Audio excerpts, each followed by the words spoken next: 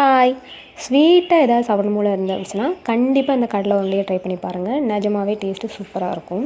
சரி, அதை இப்போ எப்படி பண்ணலான்னு பார்க்கலாம்.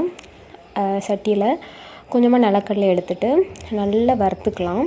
மிதமான சூட்டில் வச்சு வறுத்துக்கணும், இல்லைனா கரிஞ்சு போயிடும்.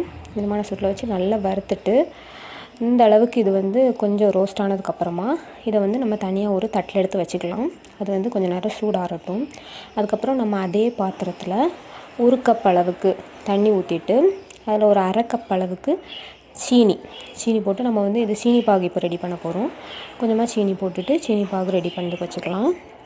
சீனி பாகு ரெடி ஆகிட்டுருக்கு.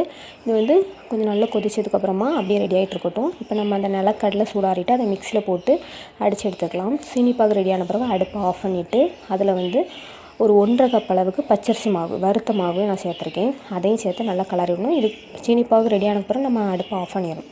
இப்போ இது கூடவே